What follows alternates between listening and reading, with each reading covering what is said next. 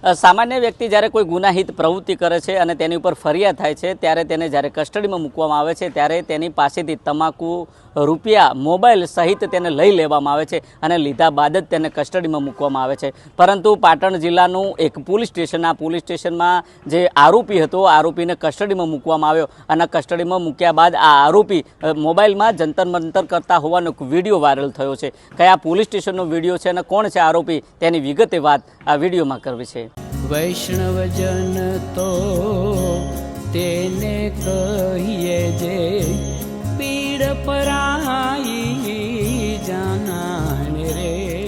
નમસ્કાર, હું છું દિનેશ ઠાકોર। નવજીવન ન્યૂઝમાં આપનું હાર્દિક સ્વાગત છે। સામાન્ય રીતે કોઈ જ્યારે વ્યક્તિ ગુનાહિત પ્રવૃત્તિ કરે છે અને તેની ઉપર જ્યારે ફરિયાદ થાય છે અને આ જ ફરિયાદના આધારે પોલીસ દ્વારા ધરપકડ કરવામાં આવે છે અને ધરપકડ કર્યા બાદ જ્યારે આરોપીને કસ્ટડીમાં મૂકવામાં આવે છે ત્યારે આરોપી પાસેથી મોબાઈલ હોય, રૂપિયા હોય, તમાકુ હોય, આ તમામ બાબતો અને તપાસ કર્યા બાદ તેના જોડેથી લઈ તેને કસ્ટડીમાં મૂકવામાં આવે છે। પરંતુ પાટણ જિલ્લો અને પાટણ જિલ્લાનું રાધનપુર તાલુકો અને આ રાધનપુર તાલુકાનું અગીચણા ગામ, આ અગીચણા ગામના દૂધ મંડળીના જે મંત્રી જહાભાઈ રબારી છે, આ જહાભાઈ રબારી દ્વારા 36.25 લાખની ઉચાપત કરી હતી અને આ ઉચાપતની ગામ લોકો દ્વારા પોલીસ મથકે રજૂઆત કરવામાં આવી અને આખરે પોલીસ મથકે ફરિયાદ નોંધાણી। જોકે ફરિયાદ નોંધાયા બાદ પોલીસ દ્વારા જે મંત્રી જહાભાઈ રબારી છે તેમની ધરપકડ કરવામાં આવી અને ધરપકડ કર્યા બાદ તેમને કસ્ટડીમાં મૂકવામાં આવ્યા અને કસ્ટડીમાં મૂક્યા બાદ તેમનો એક વિડીયો સોશિયલ મીડિયામાં વાયરલ થયો। જોકે આજે જહાભાઈ રબારી છે, આ જહાભાઈ રબારી કસ્ટડીમાં બેઠા છે ત્યારે તેઓ મોબાઈલમાં જંતર મંતર કરતા હોવાનો એક વિડીયો વાયરલ થયો છે। પહેલાં તમે વિડીયો જુઓ, વિડીયોમાં કયા પ્રકારે આરોપી અને પાસેથી આ મોબાઈલ છે અને મોબાઈલમાં શું કરી રહ્યા છે તે પણ તમે આ વિડીયોમાં જુઓ।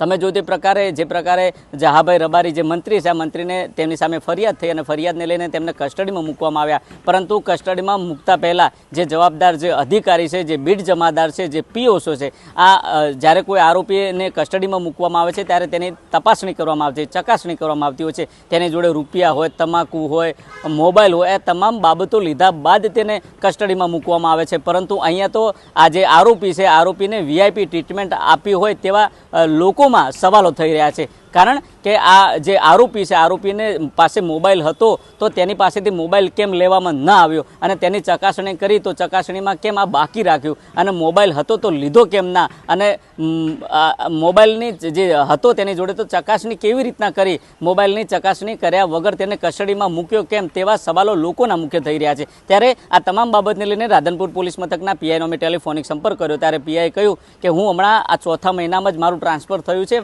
આ મારી અગાઉ જે પીઆઈ હતા તે સમયમાં ઘટના બનેલી છે। જોકે આ તમામ બાબતનું ફરીથી અમે સાબુતી કરવા માટે જે ડિવિઝનના ડીવાયએસપી છે તેમનો ટેલિફોનિક સંપર્ક કર્યો ત્યારે તેમને કહ્યું કે હા, આજે જાન્યુઆરી 2026 છે, આ 2026માં જે અગીચણા ગામ છે ને અગીચણા ગામના દૂધ મંડળીના જે મંત્રી છે, આ મંત્રી દ્વારા ઉચાપત કરવામાં આવી હતી અને આ જ ઉચાપતને લઈને પોલીસ ફરિયાદ થઈ હતી અને પોલીસ ફરિયાદ થયા બાદ તેમને કસ્ટડીમાં મૂકવામાં આવ્યા હતા। પરંતુ આ જે વિડીયો વાયરલ થયો ત્યારે અમને ખબર પડી છે, ત્યારે જોઈએ આવનાર સમયમાં જે તપાસ કરવામાં આવશે, તપાસમાં કયા પ્રકારના ખુલાસા થશે અને સવાલ એ પણ લોકોમાં થઈ રહ્યો છે, જ્યારે કોઈ સામાન્ય વ્યક્તિને કસ્ટડીમાં મૂકવામાં આવે છે ત્યારે તેની જે ચકાસણી કરવામાં આવે છે, આ જે આરોપી છે તેની ચકાસણી કેમ ન કરી અને ન કરી તો તેની પાસે મોબાઈલ હતો તો મોબાઈલ કેમ ન લીધો, તેવા અનેક સવાલો થયા છે। જોઈએ આવનાર સમયમાં જિલ્લા પોલીસ વડા દ્વારા આ જવાબદાર અધિકારીઓ સામે કેવી કાર્યવાહી કરવામાં આવશે તે તો આવનારો સમય બતાવશે। દિનેશ ઠાકોર, નવજીવન ન્યૂઝ, પાટણ।